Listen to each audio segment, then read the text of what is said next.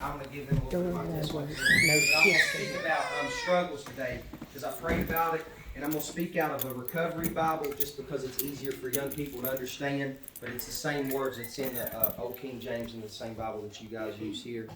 But first of all, I started using drugs when I was like 11 years old.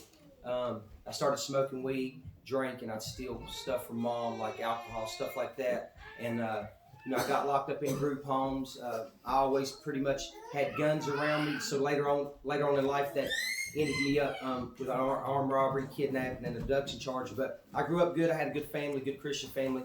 I was just my mom and dad and people that they were around. We were just in the drug scene, and I thought that was cool. So that's what I wanted to be in. So I'd sneak around behind my granny and grandpa's back, and every bit of the money they'd ever give me, if I say I was going to the Y or something like that, I'd go to the Y, but I wouldn't ever use it for things down there. I'd buy weed or get somebody older to get me some alcohol, and it ended up me being, I think I went in foster care when I was like 12 years old, and I spent like 5 or 6 years of my teenage life in group homes, detention centers, Richmond Detention Center, one in Danville, one in Christiansburg, all over. I was in different group homes.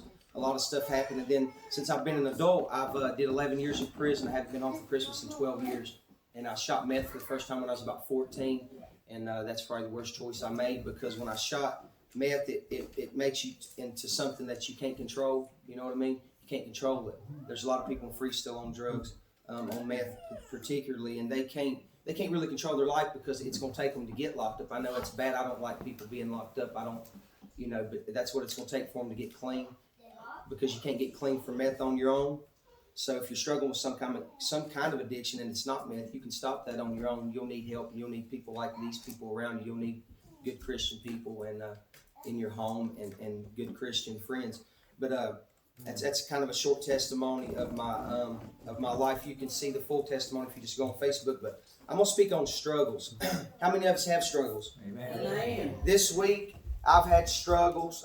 Kendra's had struggles. And I'm going to read a few things out of this recovery Bible.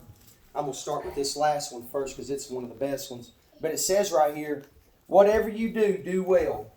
For when you go to the grave, there will be no work or planning or knowledge of wisdom. I have observed something else in the son. The fastest runner doesn't always win the race. The strongest warrior doesn't always win the battle. The wise sometimes go hungry, and the skillful are not necessarily wealthy. And those who are educated don't always lead successful lives. It is all decided by chance, by being in the right place at the right time. People can never predict hard times might come. Like fish in a net or birds in a trap, people are caught by sudden tragedies." So, y'all know I've been doing good since I've been home. It's probably it is the best I've ever did. It's not probably. But, so Kendra's been attending church. Everybody in my family's been attending church even before I come home. And we got 2 kids in foster care that were trying to get out of foster care. And I think the devil tried to put something in my path this week to try to make me relapse or whatever he thought he was going to try to do. But I'm too strong for that. So, we knocked him down to the place he needs to be.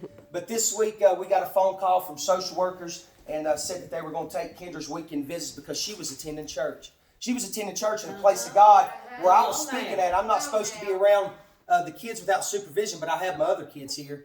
And the courts know that, but that was the devil trying to put that in there. They took her kids for the weekend and said they want us to have supervised visits because she was attending church. Come on. And she was going to public places out to eat with my family, doing good things, not being around people that's on drugs, not being in a house where there's alcohol at, not being around people who's catching charges. Around God. She was around godly people. So that's the devil. Yeah. If stuff like that's going on, and the devil or the social workers try to put a stop on us seeing our kids when we got such a great family. We got hundreds of dollars of presents under the tree. Papa, Nanny, everybody in the family bought them kids presents. One of them's not even mine, but he's not got a real daddy. But that's the devil trying to say, just trying to knock us back and say, "Oh, you're not going to get that, David Allen. You're doing." And I struggled bad yesterday. I was crying. I was working a job. I've been having a lot of side jobs. She kept talking about the kids. I just met the little girl a couple weeks ago. For the first time, or it might have been a little longer than that. Seen her for the first time. I said in my last testimony that I had met her. Really, I hadn't met her. I'd seen her from a distance because Kendra was following the rules she was supposed to be following.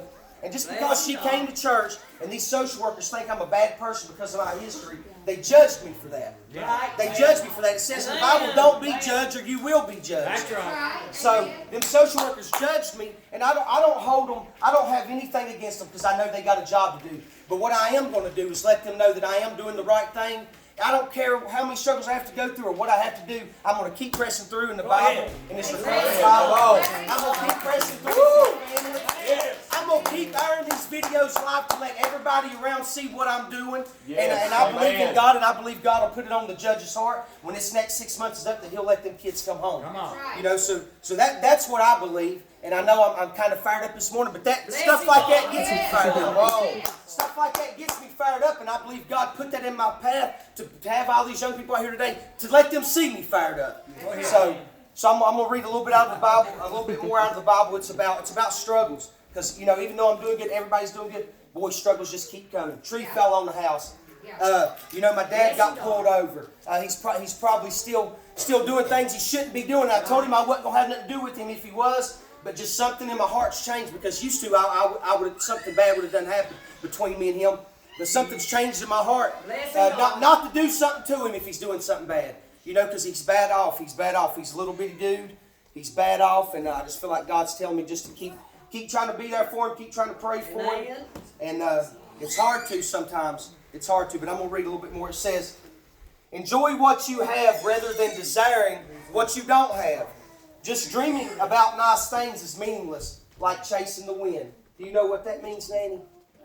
You know what that means? It says, enjoy what you have rather than desiring what you don't have. Just dreaming about nice things is meaningless, like chasing the wind. Does anybody know what that means?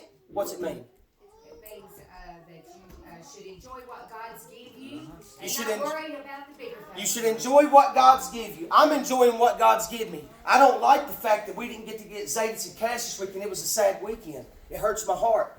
But I'm enjoying what God has given me. I'm enjoying the family that I have. And I know that little girl's in a good home. She's in a police officer's home. I shook his hand at court. I met him for the first time, and I told him, I said, I respect you. I said, I respect you, Mr. Sanchez. You're a good man. And he said, keep pressing forward. He didn't give me no bad words. He didn't say, oh, you've been in prison, you've never been involved, you this, you that. He said, keep pushing forward. Amen. That's what I'm doing. This other scripture right here in this recovery Bible, this is pretty much the same word that's in the Bible. It's just easier for young people to understand rather than speaking like thou shalt. I don't even understand some of that, but I know it's God, so I'm just trying to give it to you because I want some of these young people that come up to understand this. I want them to know, you know, that they can change. I was at the bottom of the barrel. I'm in the bottom of the barrel. I was smaller than Daniel. I'm a man that, when God had me formed in my womb, this is how I was supposed to be. What's supposed to be? Daniel's supposed to be like that. That's how he's been his whole life. Not me. I was bigger, and I got on meth and was strung out needle track marks. I'm talking about I pulled up water out of creeks, mud puddles, off leaves in the woods. I've shot up Gatorade with meth. I've shot up liquor. I'm not supposed to be here. I'm not supposed to be here, dude. And but I'm here, and I'm here for a reason. I'm here to do this. I thought this my whole life. Even when I was in prison, I'd go to the hole for fighting, or I'd go to the hole for making wine, or just whatever I was in the hole for. And I'd practice. I tell Nanny, I've been practice preaching in the hole because nobody's around you. You feel comfortable. Because I'd feel embarrassed to do it in front of people. I don't feel embarrassed no more. And the reason is I got God in my life. Amen. When you get God in your life, you really get it. Hey, I still struggle. I still struggle with stuff. I'm not getting high, not drinking nothing like that. But I struggle with a little bit of anger. And, you know, sometimes I'll say things I shouldn't say, and I'm working on that. And different people in my family's working on that, but God will get that out of you. You know, God, it'll take time. It don't mean because you still say bad things. That don't mean you're not a Christian. That means you're human. That's right. You're struggling. You're human. Yeah. So that's all that means. And if you continue to go to church, you continue to be around good people, place yourself around good people, God will eventually take it from you. That's right. But that don't mean you should stop pressing forward. Come on. That don't mean you, because you keep pressing forward. All you do is ask Him for forgiveness every night, and He'll give it to you. Yeah. So this says, accept the way God does things. For who can straighten what He has crooked? Enjoy prosperity while you can. But when hard times strike, realize that both come from God, remembering nothing is certain in this life. So hard times came at me this week, and I was aggravated. I had faith, though. A lot of people was crying, oh God, they're going to take them kids. I'm on that kid kick. That's just what I'm on today. I'm a little aggravated about it, but I know God's going to pull through for us. Yes. Now the social workers know that me and Kendra's trying to work things out because we got kids, and you know, I haven't been able to work that out with my other kids' moms in my life, and I want to be a family, and I know it's in God's will for me to be married if I'm going to do what I'm doing here, if I'm going to be with Kendra. So that's what I'm planning on doing. I know if I'm going to be a preacher that I have to be married. I can't live a sinful life. And me and Kendra's, we're not actually living together. We've been around each other a lot. I got to go back to this program. I've been at her house a lot, and God's put it on my heart to, So we've talked about that, and when I complete this program, that's probably what's going to happen because I want to be able to preach. I want to be able to be like my pawpaw is. I'm not going to overtake this church, but I'm going to help Brandon out here. I want to travel around and reach different people. That's what I want to do. I'm going to come here a lot because maybe now that people seeing this church is fuller than I've seen it. I don't know how full y'all got it, but it's pretty full this morning. But yes, it is. But when it says this right here, remembering nothing is certain in this life. Nothing's certain in this life. Nothing is. It's not certain that I'll be here tomorrow. It's not certain that we'll make it. It's not certain we'll walk out the door and make it to this dinner right here. It's not certain. But if you have faith in God in things, God will move things for you. He said He'll move mountains, and He's moved mountains for me. Woo! And I'm not going to take too much more time because I really want to hear Brandon preach. I want y'all to hear him. He's good. He's real good, and I haven't got to hear him since I've been home. But struggles are real. Yes, they are. They are, Woody. They are, Betty. Struggles are real. And even if they get you down and they make you sad, they bring tears in your eyes like I got tears in my eyes now. My brother got run over this week. I got up at 3 o'clock in the morning and I went over to the hospital because my mom, my granny, my papa, they've always did it. And I said, well, I want to take that place. I want to go over there. I was a little aggravated because I wanted to know who did it. And I'd take up for my brother. But the whole way to the hospital, I was telling Kendra's like, I don't want you to do nothing stupid if them people's around. And, I had stupidity in my mind, but as closer I got to the hospital, the more that went away. Amen. The more God worked on it, the more said, just be there for your brother. Because he's real high strung. He's hard to talk to when he's angry or he's upset or he gets hurt. But I was there for him. I didn't argue with him. I loved him. I went and picked the car up. Kendra sat there. Another friend came. And that was all God working and showing Daniel things. And then Daniel told me when he come home, he said, I'm done with everything. He said, I'm done. I want to quit. He's trying to quit smoking cigarettes. I've not seen him smoke no weed. I've not seen him do nothing like that. He's wanting to be.